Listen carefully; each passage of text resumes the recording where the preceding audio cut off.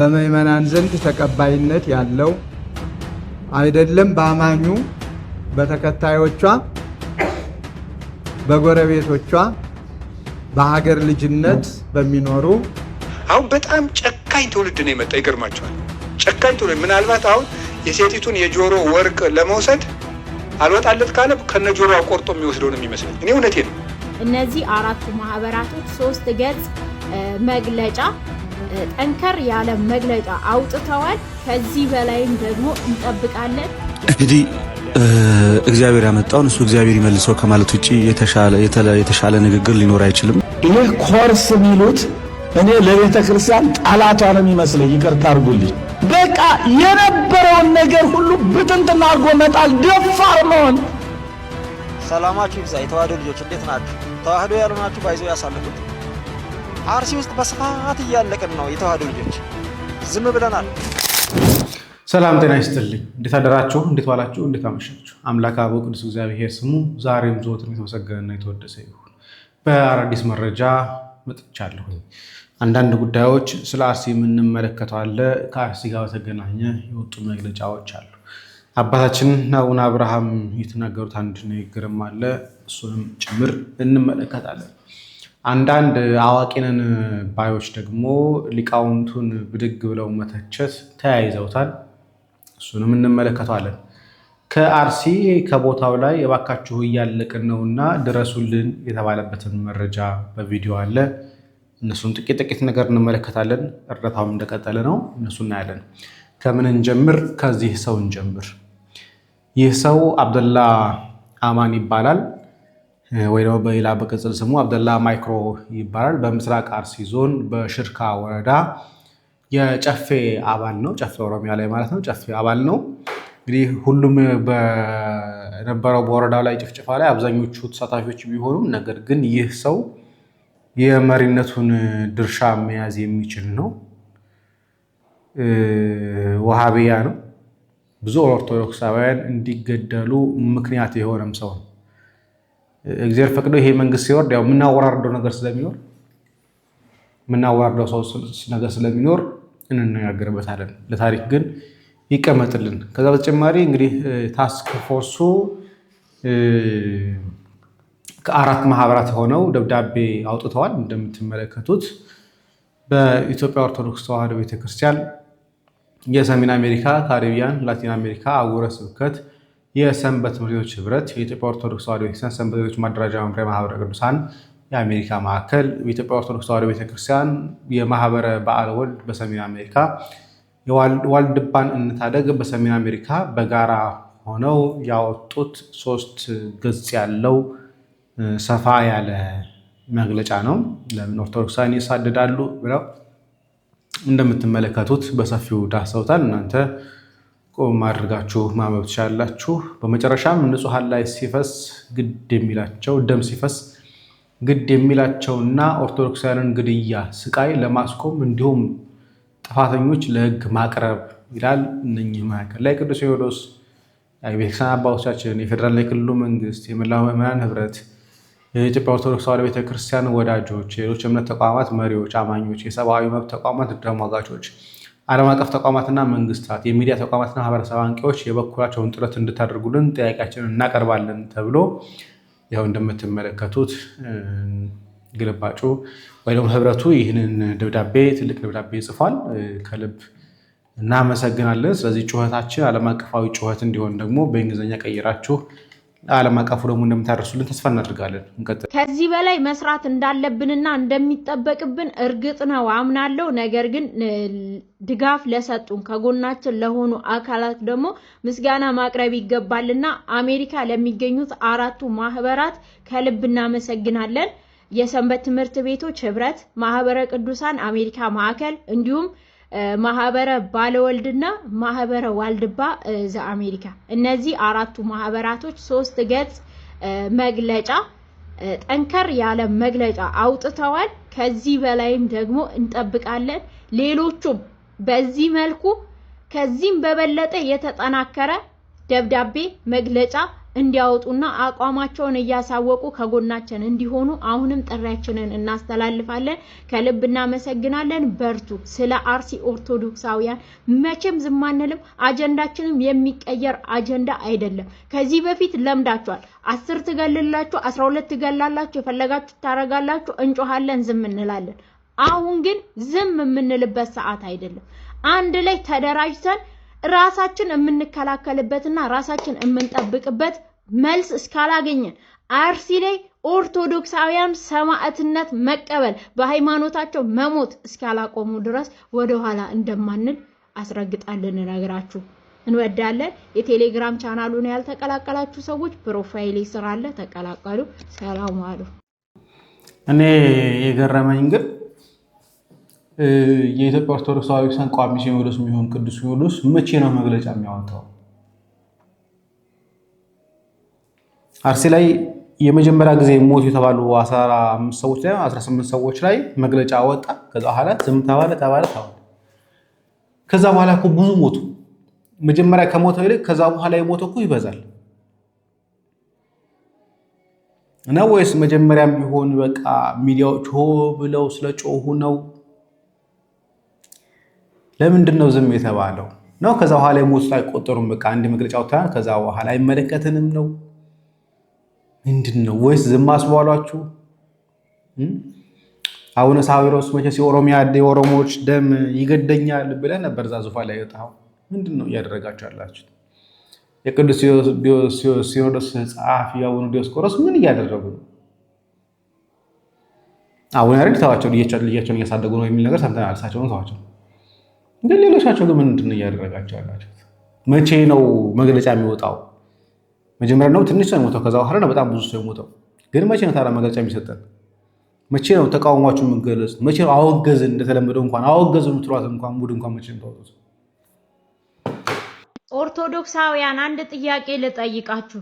ለመሆኑ ስንት ሰዓት ነው ተኝታችሁ የምትነሱት? ዛሬ መንቃት ባለባችሁ በዚህ ዘመን በፊት ከምትተኙት በላይ እየተኛችሁ ነው።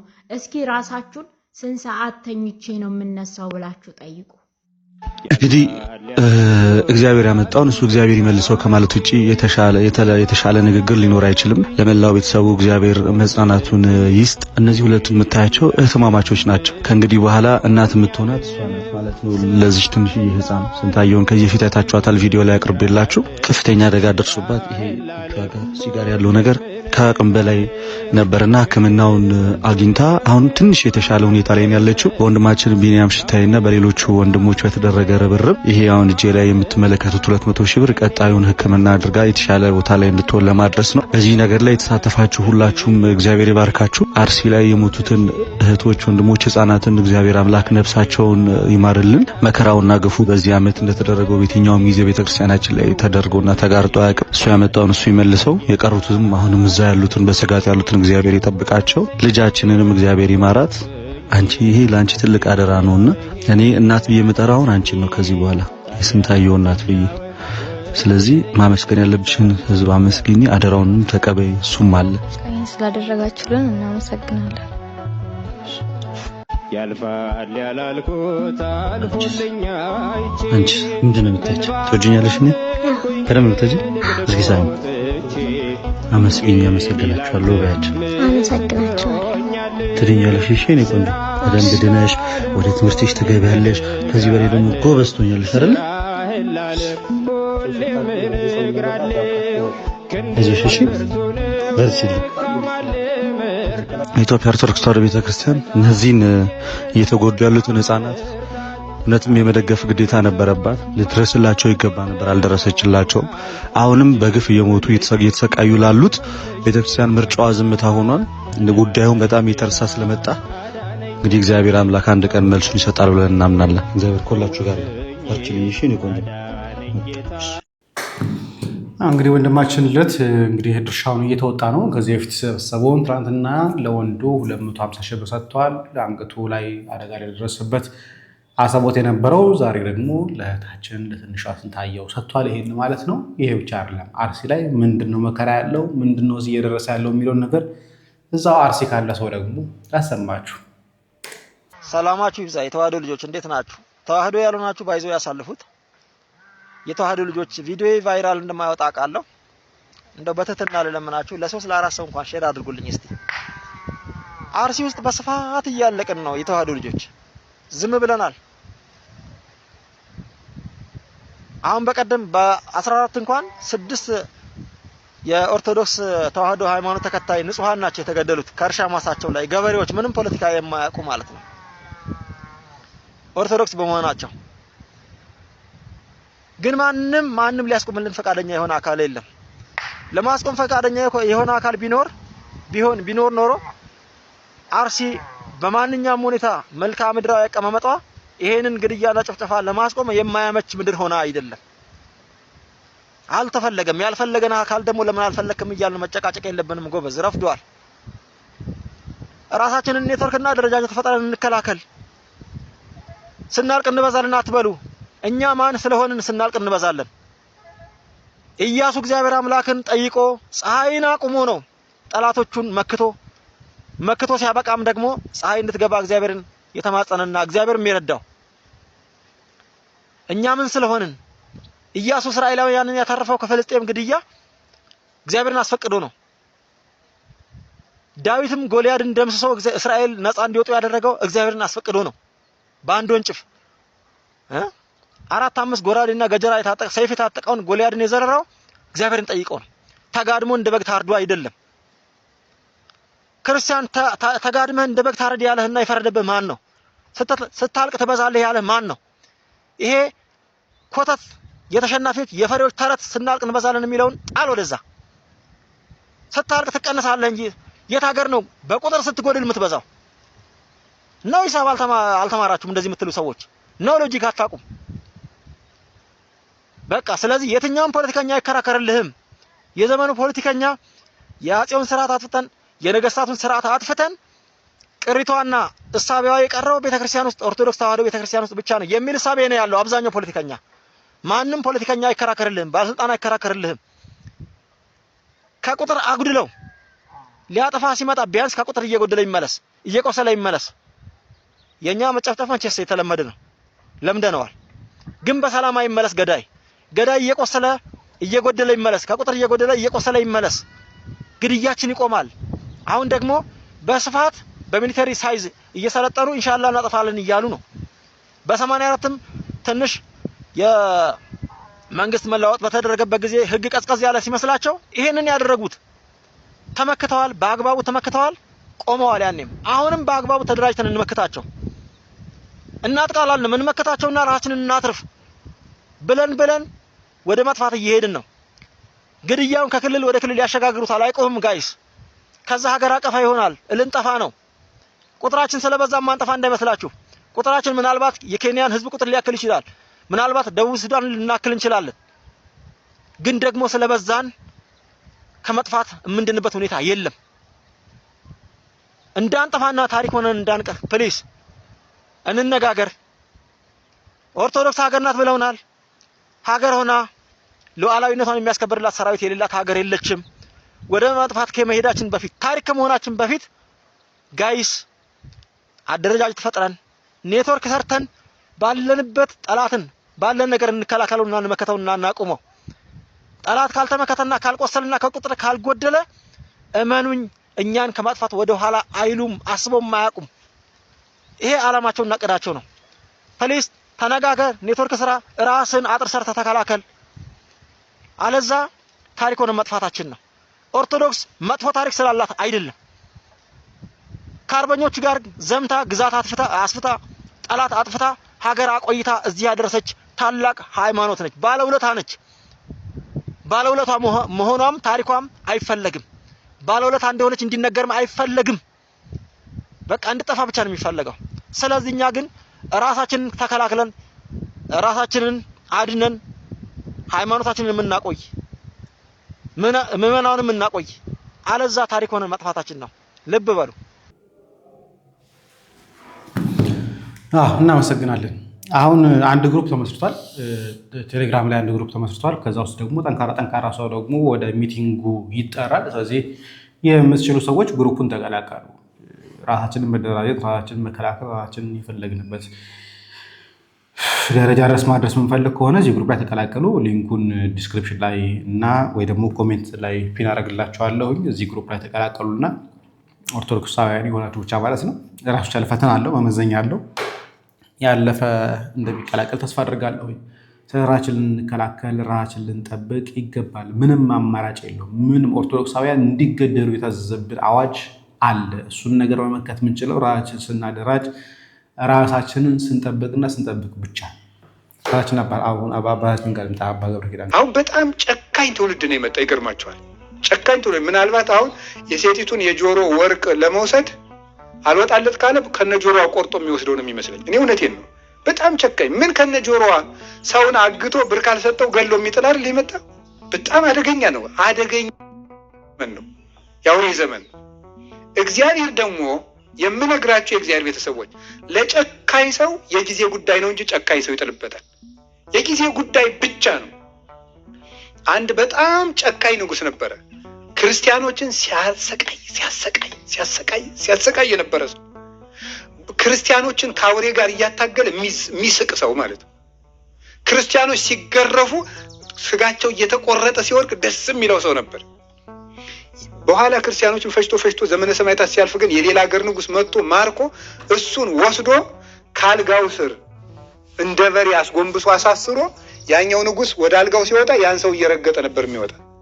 እንዲህ መሳቂያ አድርጎ ነበር። ቆዳውን ሁሉ ገፎት ነበረ። በሰው ለሚስቅ ሰው መሳቂያ የሚሆንበት ዘመን እግዚአብሔር ያመጣል። ለጨካኝ ሰው እግዚአብሔር ጨካኝ ሰው ያመጣል። እርግጠኛውን ይሁን። ርኅሩህ ሰው ግን በስላሴ እጅ ተይዞ ዘመኑን ይፈጽማል። እናመሰግናለን አባታችን አባ ገብረ ኪዳን። አሁን መጨረሻቸው አያምርም። ጨካኞች፣ ገዳዮች መጨረሻቸው በሰይፍ እንደሆነ የምናውቀው ነገር ነው። ያንን ሰይፍ ማናነሳዋል ጊዜ የሚያሳየን ነገር ነው የሚሆነው። አባታችን አቡነ አብርሃም የተናገሩትን ነገር ላስታል። በምዕመናን ዘንድ ተቀባይነት ያለው አይደለም በአማኙ በተከታዮቿ፣ በጎረቤቶቿ፣ በሀገር ልጅነት በሚኖሩ በልዩ ልዩ አማኞች ዘንድ ሊሰማ የሚችል ሊደመጥ የሚችል ሊያስተምር የሚችል መልእክት ማስተላለፍ ትልቁ ስራችን ነው።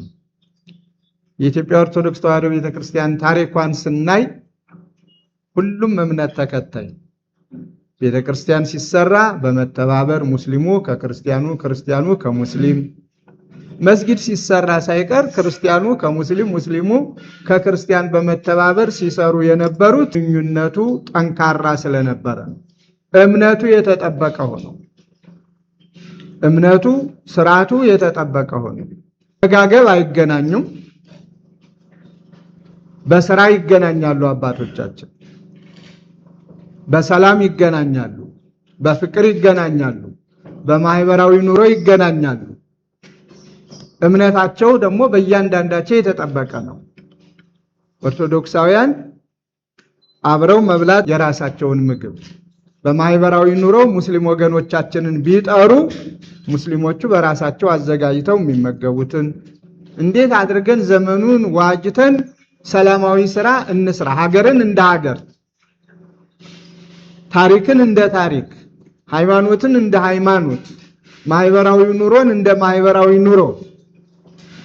በፍቅር ሲሆን ሁሉም ያምራል፣ በሰላም ሲሆን ሁሉም ያምራል። ከዚያ ውጭ ከሆነ እጅግ አስቸጋሪ ነገር ነው ማለት ነው። እናመሰግናለን አባታችን አብርሃም። ተከባብሮ በአንድነት በሰላም መኖር ግዴታችን ነው። አንድ ሀገር ላይ እስከኖር ድረስ በአንድ ዓለማዊ መንግስት ከተመራን ድረስ ተከባብሮ መኖር ግዴታችን ነው። ግን እነኚህ አካላት ተከባብሮ መኖር ይፈልጋሉ ወይ? በአንድነት በህብረት መኖር ይፈልጋሉ ወይ? ደግሞ ሌላ ጥያቄ ነው። እኛ ተከባብረን እንደ ድሮ ተፈቃቅረን መኖር እንፈልገዋለን። እነሱ ይፈልጉታል ወይ? ሌላ ነገር ነው። ሰው እንደምታውቁት ነው። ቤተክርስቲያን ሲመጣ ምህረትን ለመለመን ምህረትን ለማግኘት ነው። እነሱ የተቀደሰ ቦታ ሄደው ምንድን ነው የሚያደርጉት የሚለውን ነገር ደግሞ ላሳያቸው። የተቀደሰ የሚለውን ኮቴል ለፈው ለታ እዚህ ሐረም መጥቼ ዱዓ ያረኩበትን ልጅ ለምን ረገምከው? ለምን ሂዳያ እንዲሰጠው አላህን አትለምንለትም ብላችሁ ብዙዎቻችሁ ወቅሳችሁኛል። በእርግጥ ቪዲዮ ከተለቀቀ በኋላ ልጁን በአካል አላቀውም ነበር። ፎቶውን ልከውልኛል። ማንነቱን በደንብ አውቄዋለሁ። እናም ዛሬ የእናንተን ወቀሳ የእናንተን ቅሬታ ሰምቼ ለልጁ ይቅርታ ላደርግለት አይደለም የመጣሁት። አላህ ያ ረቢ አላህ ተጨማሪ ካንሰር ያ ረቢ የማይድን በሽታ ያ አላህ ቤተሰብ ዶክተሮች ሁሉ የሚገረሙበትን በሽታ ይስጠው ያ አላህ። ምን አይነት በሽታ ነው ሰው የሚያርቅ ያ አላህ የማያቀርብ በሽታ እንዲሰጠው ለለመንበት ነው። ሰላም አለይኩም ወራህመቱላሂ ወበረካቱ። ሰማችሁ አይደል? የጠየቀው ሰማችሁ አይደል? የተቀደሰ ቦታ ሄዶ የለመነው ልመና ይሄ ነው። የሄደው ቅዱስ ቦታ ነው በእነሱ ግን የለመነው ግን ሰው ላይ በሽታ እንዲመጣባቸው። ወደ አንድ ቪዲዮ ልምጣ፣ ረዘም ስለሚል ይሄ ቪዲዮ ላይ ብቻ ሪያክት ላድርግና እንጨርስ። ጎንደር ያሉ አንድ ሊቅ አሉ፣ የአራት ጉባኤ መምህር ናቸው። አንድ ጉዳይ ላይ ተናገሩ። በተለይ ቴዎሎጂያን ጉዳይ በተመለከተ ፌስቡክ ላይ አይቼዋለሁ ቪዲዮውን። ያው ሪያክት ማድረግ አይጠበቅብኝም ብዬ አስቤ ነበረ፣ ግን አንድ የአቡነ ገብርኤል አለቅላቂ አለ እና እስቲ ምን እንደሚል እንስማው። የመለሰው መልስ አስፈላጊ ከሆነ ክፍል 2 እሰራበታለሁኝ፣ ግን ይሄን የሰራውን ነገር ላሳያችሁ። ይሄ ኮርስ የሚሉት እኔ ለቤተ ክርስቲያን ጠላቷ ነው የሚመስለኝ። ይቅርታ አድርጉልኝ። በቃ የነበረውን ነገር ሁሉ ብትንትና አድርጎ መጣል፣ ደፋር መሆን። ይሄ ኮሌጅ የሚሉት ይሄ ኮርስ የሚሉት ነገር ሲጀመር ኮርስ ምንድነው? ቁርስ እንደሆነ እንጂ አሁን ቁርስ ለምሳ መድረሻ እኮ ነው ቁርስ። ይሄ ኮርስ ምን ቁርስ አድርጌ ነው የምወስደው። ቁርስ ደግሞ አያጠግብም አይደል እንዴ? ምሳ ካልበላን አንጠግብ። የሚሳደቡ በዓለም ሁሉ ተሳዳቢ ሰባኪ የሆኑ የኮርስ ሰዎች ናቸው። ኮርስ እና ኮሌጅ ጠላት ነው እንደኔ። ይቅርታ አድርጉልኝ። በቃ ስለምናደድ እኮ ነው፣ ብስጭት ስለሚያደርግ እኮ አንጀት ይበላል እኮ ሁኔታ። እንዴ ኮሌጅ ጠላት ነው ብለው ይናገራሉ፣ ኮርስ ጠላት ነው ብለው ይናገራሉ። በጣም ያሳዝናል፣ ያሳፍራል። ይሄን እድሉን አጥተው እኮ ነው ምን እንደዚህ ሆኑት። የትምህርት ቤቱን እድል ሳያገኙ ቀርቶ እኮ ነው። ተወዳደሩና ግቡና ተማሩ፣ ምን ችግር አለ? በነገራችን ላይ ኮሌጅና ኮርሶች ለድንቁርናና ለማይምነት መድኃኒት ነው፣ እውነት ለመናገር ማለት ነው። ኦኬ ጠላትነታቸው ለድንቁርናና ለማይምነት ነው ጠላትነቱ ማለት ነው። እሳቸው የተናገሩት እኛ አባት እንግዲህ ሞኖክሴ ናቸው፣ የሆነ ቆሞስ ናቸው። እኔ የተማሩት ወይ ቅኔ ሊሆን ይችላል፣ ወይ አዲስ ኪዳን አጥንቶ ሊሆን ይችላል፣ ወይ ደግሞ ቅዳሴ ተምሮ በዛ ሞኖክሴ ስለሆኑ አስተዳዳሪ ሆኖ ሊሆን ይችላል። ኦኬ ገዳም ትንሽ ቆይተው ሙንኩስና ይዞ መጥቶ ቆሞስ ሆኖ በዛ አስተዳዳሪ ሆኖ ነው እየተሳደቡ ያሉት ማለት ነው። በነገራችን ላይ ቴዎሎጂ እሳቸው የሚናገሩት ነገረ መለኮትን ትምህርት ነው እየነቀፉ እየሰደቡ ያሉት ማለት ነው። ነገረ መለኮትን አልነቀፉም። በነገራችን ላይ ነገረ መለኮትን አልነቀፉም። ከጉባኤ ቤት በላይ ነገረ መለኮት ትምህርት የለም። ከጉባኤ ቤት ከአዲስ ኪዳን ትምህርት በላይ ነገረ መለኮት የለም። ከመጽሐፍተ ሊቃውንት በላይ ነገረ መለኮት የለም። ከመጽሐፍተ ብሉያት በላይ ነገረ መለኮት የለም በነገራችን ላይ። ስለዚህ ነገረ መለኮትን አልነቀፉም። የነቀፉት ኮሌጆቹን የነቀፉት የኮሌጆቹን አካሄድ፣ የኮሌጆቹን ትምህርት አሰጣጥ፣ የኮሌጆቹን ፍሬን የነቀፉት። ነገረ መለኮት አልነቀፉ። ነገረ መለኮት የሚነቀፍ ነገር ስላልሆነ በራሱ እዚህ እንቀጥልኛ። ነገረ መለኮት ቴዎሎጂካል ትምህርት የሚሰጥበት ኮርሶችና ሴሚናሪ ትምህርት ቤቶችን እየሰደቡ ነው። እዛ ላይ ተማሪዎቹም ተሳዳቢዎች ናቸው እያሉ ነው ፊት ለፊት ወጥተው የሚናገሩት ማለት ነው። እኔ እንደዚህ አይነት ሰዎችን ፊት ለፊት ቆሜ ነው የሚቃወማቸው ማለት ነው። ሲቀጥል እንደዚህ አይነት ሰዎች ናቸው አባቶችን የሚያሰድቡ፣ ቁምስናን የሚያስንቁ፣ የሚያስዋርዱ፣ የሚያሰድቡ፣ ቤተክርስቲያንን የሚያዋርዱ፣ ቤተክርስቲያንን የማይወክሉ ነገር ግን ቦታ አገኘን ብሎ ማይክ አገኘን ብሎ እንደመጣላቸው የሚያወሩ ነገረ መለኮት እንኳን ጠንቅቆ የማያውቁ ሰዎች ናቸው። ኮርስ የሚማርበት ትምህርት ቤት እኮ ቴዎሎጂካል ትምህርት እኮ የሚሰጠው ትምህርት እኮ ነገረ መለኮት ትምህርት እኮ ነው እዛ የሚሰጠው፣ ስድብ አይደለም የሚሰጠው። ኦኬ ዛሬ እዚህ ዓለም ላይ ለመናፍቃን መልስ እየሰጡ ያሉት ኮርስ የተማሩ ሰዎች ናቸው። ወንጌል በአደባባይ ወጥቶ እየሰበኩ ያሉት ኮርስ የተማሩ ሰዎች ናቸው። አሁን እውነት ቤተክርስቲያን ለወንጌል የተሰበከ ማለት እንችላለን? አሁን ላይ ቴዎሎጂካሊ እየሞገቱ ያሉ ቤተክርስቲያንን ክብሯን እያስጠበቁ ያሉ ሰዎች ምን ያህል ናቸው? ምን ያህሉስ ነው የቴዎሎጂ ምሁራን ሆነው ቤተክርስቲያን እያስጠበቁ ያሉ? ስንት ናቸው? በጣም እንቆጥራቸዋለን። እኔ ማቃቸው በጣም ልቁጠራቸው። መምህር ያደርጋል፣ መምህር ግርማ ባቶ፣ መምህር ዳንኤል ሰይፈ ሚካኤል፣ እንደው ዶክተር ምናምን በጣም በጥቂታቸው ቁጣት የምንቆጥራቸው አይደል? ቤተክርስቲያን ህልውናውን ለማስጠበቅ እየጣሩ ያሉ በጣም ጥቂታቸው የምንቆጥራቸው ምን ያህሉ ናቸው? እነሱም ቢሆን እኮ በጉባኤ ቤት ያለፉ የጉባኤ ትምህርት የተማሩ የቤተክርስቲያን ትምህርት የጠነቀቁ ግዕዙን የጠነቀቁ ቅኔውን የዘረፉ የተማሩ ያወቁ ናቸው እንጂ ዝም ብለው ከዩኒቨርሲቲ እንደወጡ ኮሌጅ የገቡ አይደሉ፣ ወይ ደግሞ ከትምህርት ቤት ወጥተው ኮሌጅ የገቡ አይደሉ። ቤተክርስቲያኗን ትምህርቷን በደንብ አድርገው ቅኔዋን ትምህርቷን በደንብ አድርገው ጠንቅቀው የተማሩ ሰዎች ናቸው። እና ያደርጋሉ ምንላቸው ራሱ እነ መምህር ግርማ ባቱ ብንጠራቸው እንደዛ ናቸው።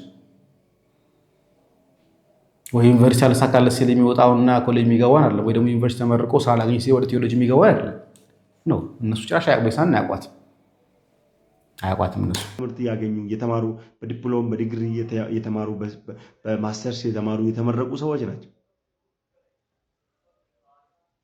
እውነት ነው። አንዳንድ ተሳዳቢ ሊኖር ይችላል። ልክ እሳቸው እየተሳደቡ እንደሆነ ሰዎችን የሚሳደብ የኮሌጅ ትምህርት እየሰጡ ያሉት ጥቅም የለው ማለት ስድብ አይደለም። ስድብ ማለት የእሱ አካሄድ ነው።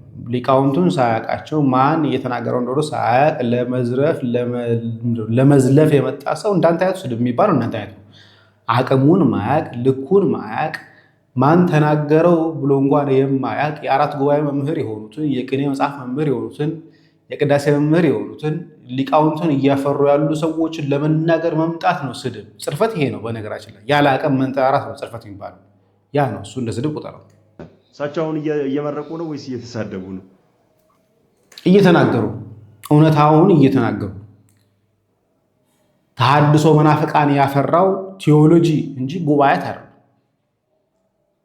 ቤተክርስቲያን የተበጠበጠችው በቴዎሎጂያን እንጂ በጉባኤ መምህራን አይደለም። በነገራችን ቴዎሎጂ ተማርን ኮርስ ወጣን ያሉት ናቸው መናፍቃን እያበዙ ያሉት። ጭብጨባ ልቡ የተሰወረ ትውልድ እያፈሩ ያሉት እነሱ ናቸው። ምን አጨብጭቡ እየተባባሉ ያሉት እነሱ ናቸው። አናቃቸው። እስቲ እጃችሁን ከፍ አድርጎ እየሰማ ያለ በቴዎሎጂያን እንጂ በጉባኤ መምህራን አይደለም። ጭብጨባ ሞቅታ እንደዚህ ነገሮች በቤታችን ላይ የመጣብን በጉባኤ መምህራን አይደለም። የጉባኤ መምህራንማ ክብሯን ያውቋታል። ቤተክርስቲያን ልኳን ያውቋታል። እንዴት እንደመጡባት እንዴት እንደተማሩባት ያውቋታል። ስለዚህ ልኩንም ድርጊቱንም እናውቀዋለን። ሁሉን ነገር በአግባቡ ይሆን እንጂ ማን ምንድን ነው የሚለውን ነገር እናውቀዋለን። እንዴት ቤተክርስቲያን እየጠፋች እንደሆነ በእነሱ ምክንያት እናውቀዋለን። ስቀጥል ሰባኪ ሊሳደብ አይችልም። ሰባኪ የሚሳደብበት ጊዜም ሊኖረው አይገባም፣ ወንጌል የሚሰብክበት ጊዜ እንጂ። ኦኬ፣ እኛ እንድንሰድብበት አይደለም ኮሌጁ የሚያስተምረን። እንዴ ኮሌጅ ጠላት ነው ብሎ ይናገራሉ። ኮርስ ጠላት ነው ብሎ ይናገራሉ። በጣም ያሳዝናል። ለምን እንዳዘ አላውቅም። ወይ እሱ የዚህ የጥቃቱ ሰለባ ሊሆን ይችላል ብዬ አስባለሁ። ቤተክርስቲያን ትልቁ ፈተና የመጣባት በእነዚህ አይነት ጉዳዮች ነው። በነገራችን ላይ አንድ ኮርስ ሁለት ኮርስ ወስደው ቤተክርስቲያን አወቅናት ብለው ወደ ምንፍቅና ሄደው ከኛ በላይ ለአሳር የሚሉ በቴዎሎጂ ገብተው ዲፕሎማ እንደምንም ብለው ተጠራው ሰርቲፊኬት ወስደው ቤተክርስቲያን ለአሳር እያደረጉ ያሉ እየሰደቡ ያሉ አውደ ምህረቱን እየተቆጣጠሩ ያሉ የሊቃዊ ጉባኤ ሊቃውንትን እያሸሹ እያራቁ ያሉት የቴዎሎጂ ምሁራን ብለን የሚያስቡ ሰዎች ናቸው። በእርግጥ ትክክለኛ ምሁራን እንደዛ ያደርጉት ግን ተምረናል ዲግሪው አለን ዲፕሎማው አለን ብሎ የሚሉ ግን 40 ዓመት 20 ዓመት 30 ዓመት የተማረ የጉባኤ መምህር ግን ሲገፋ ግን እናየዋለን። የጉባኤ መምህሩን ሲንቀው እናያለን። የጉባኤ መምህሩን ሲመራው እናየዋለን። ቤተክርስቲያንን ሳያውቃት ሰርቲፊኬት ስላለው ብቻ ዲፕሎማ ስለያዘ ብቻ ዲግሪ ስለያዘ ብቻ ማስተር ስለያዘ ብቻ የጉባኤ መምህራን የአዲስ ኪዳን የብሉይ ኪዳን መምህራን ሲገፋ እናያለን። ሊቀ ሊቃውንት ስሙር እኮ አራት ጉባኤ መምህር ግን ሲገፋ ግራ አይተናል። በሆይ ላይ ተገፍቶ የወጣው አሁን በባለፈው እንኳን ቤተክርስቲያናችን በሲኖዶስ ደረጃ የተወገዘውን ክህነት የተያዘበትን ጵጵስና የተያዘበትን እና ምእመን እንደ ካህን ሆኖ እንዲቀጥል የተደረገው ሰው ራሱ ጳጳስ እያለ የሚጠራየ ነው። ከነበጋሻው ጋር በቴዎሎጂ የተባረረ ሰው ነው። ቤተክርስቲያን የማያውቋ ሰዎች ቦታ ይዘውን አሁን እያስቸገሩ ያሉት። ስለዚህ እውነት ነው ቤተክርስቲያንን እያስቸገረ ያለው የጉባኤ መምህር አለ። የጉባኤ መምህርማ ለማንበብም ጊዜ አጥቷል። ተማሪን እያስተማረን ያለው ግን እንቀጥል። ያሳፍራል። ይሄን እድሉን አጥተው እኮ ነው ምን እንደዚህ ሆኑት። የትምህርት ቤቱን እድል ላላ ለማግኘት ሳያገኙ ቀርቶ እኮ ነው። ተወዳደሩና ግቡና ተማሩ። ምን ችግር አለ እንዴ? አንድ የሆነ ሰው ጳጳስን ተሳደበ፣ የሆነ ሰዎች ተሳደቡ። ስለዚህ እሱ ከኮርስ ነው የወጣው፣ ከቴዎሎጂ ነው ተመርቆ የወጣው፣ ስለዚህ ለዛ ነው የሚሳደበው ብሎ የስድብ ዘዴ አይደለም እኮ እዛ የሚሰጠው። እንደ ግቡና ይሁን እንጂ አባታችን ግቡና ተማሩና ከዛ እሱን ገብታችሁ ከተማራችሁ በኋላ ተምራችሁ ሶሪ እንደዚህ ነው እንዴ ሲሳደቡ ስድብን የሚያስተምሩ ከሆነ ያኔ መንቀፍ ይቻላል። ቴዎሎጂ ለመናፍቃን መድኃኒት ነው፣ ለማይሞች መድኃኒት ነው፣ ላላወቁ ሰዎች ለድንቁርና መድኃኒት ነው። ቴዎሎጂካል ትምህርት ማለት ነው። ግን አንተ ግን የዋትከው ግን አይመስለኝም። ይህን የቴዎሎጂ ትምህርት ያገኘኸው በበሩ ያለፍክም አይመስለኝም። ምክንያቱም የጉባኤ ትምህርትንና የቴዎሎጂ ትምህርትን ብናጻጻቸው ለቤተክርስቲያን የትኛው ጠቀመ ብለን ብናወጣ የምናውቀው ነገር ነው። ቤተክርስቲያን በማን ነው እየተዋረደች ያለችው ብለን ደግሞ ንጽር ብናወጣ የምናውቀው ነገር ነው። ቤተክርስቲያንን ለብር ብሎ ምን አይነት ትምህርት እያስተማሩባት እንደሆነ የምናውቀውም ይህን ስንመዝን ነው። ብቻ ብር ይኑር እንጂ የትም ተገኝተው ስብከትን ሰብካለን የሚሉ ምን አይነት ሰዎች እንደሆነም የምናውቀው ነው። ስለዚህ ድንቁርና ቤት እየወጣ ቤት እየገባ እንደሆነ የምናውቀውም በዚሁ ላይ ነው። ቴዎሎጂ እኮ አይተናል፣ ሞክረናል። እኛ ምን አይነት ትምህርት እየተሰጠም እንደሚሰጥም እናውቀዋለን። ስለዚህ እንለፈው። ኦኬ ሰው እኮ በእርሶ ቤት በቃ ቴዎሎጂካል ኮሌጆች ተዘግቶ አዲስ ኪዳንና ብሉይ ኪዳን አንድምታ ትርጓሜ የሚሰጥበት ትምህርት ቤት ገዳም ብቻ አይኖርልን ቅርልን ያላችሁ እኮ ይመስለኛል እርሶ። ስለዚህ አዲስ ኪዳንና ብሉይ ኪዳን መማር አይችልም። እንታው አቅም የለውም፣ እውቀት የለውም፣ ከአብሮ መሄድም አይችልም። አዲስ ኪዳን ዝም ብሎ የሚታለፍ ትምህርት አይደለም። የሚታወቅ የሚጠና ተሸምድዶ ተረድተው የሚኖሩት ህይወት ነው። ብሉይ ኪዳንም እንደዛ፣ መጽሐፍተ ሊቃውንትንም እንደዛ፣ መጽሐፍ መነኮሳትንም እንደዛ ህይወት ይጠይቃል። ግን እንደማይገባ ያውቀዋል። በነገራችን በበር እንደማያልፍ ያውቀዋል። በአጠገቡ እንደማያልፍ ያውቀዋል። ምክንያቱም እውቀት ይፈልጋል፣ እውቀት ይለካል። ተሸምድዶ ተኮርጆ አጤራ ተይዞ የሚገባበት አይደለም የጉባኤ ትምህርት።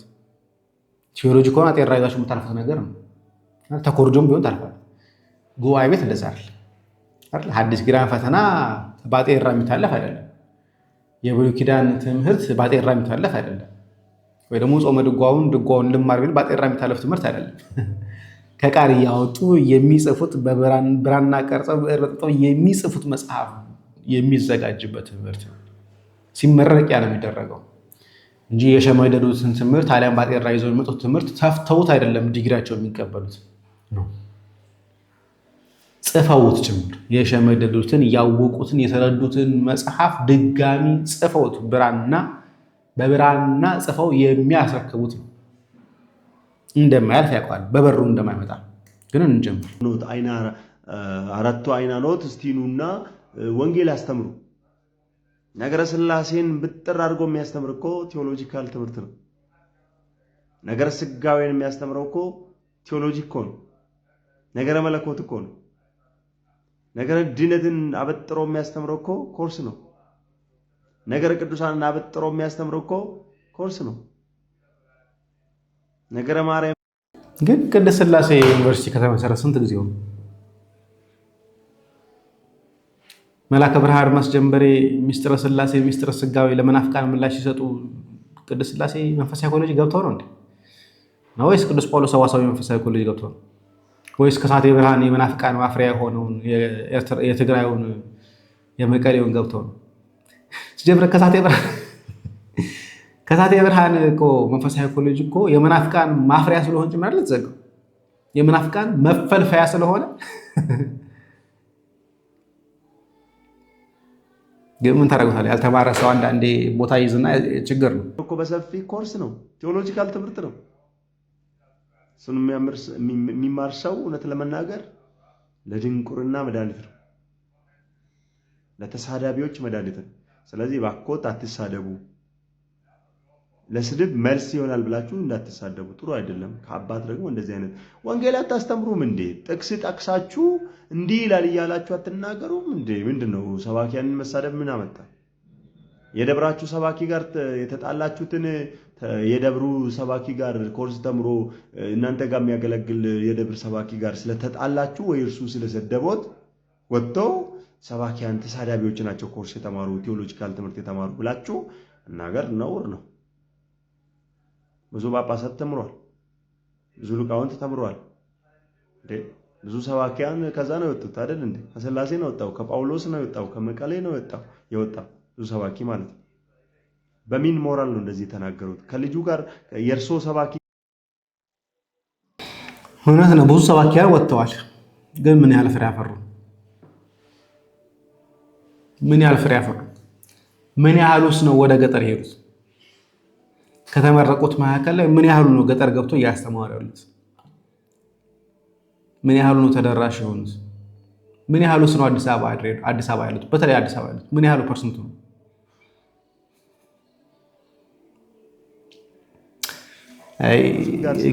ወይ ደግሞ የደብሮት ሰባኪ ጋር ስለተጣሉ እሱ ቴዎሎጂ ተምሮ ስለወጣ ጋር ስለተጣሉ እሱ አጋጣሚ ሰድቦት ሊሆን ይችላል። ተሳዳቢ የለም እያልኩ አይደለም፣ አሉ በጣም ብዙ ተሳዳቢዎች አሉ። ማይክ ይዞ ታቦት ፊት ለፊት ቆሞ ቤተክርስቲያን የሚሳደቡ ሊቃውንትን የሚሳደቡ ቤተክርስቲያን የሚሳደቡ አሉ።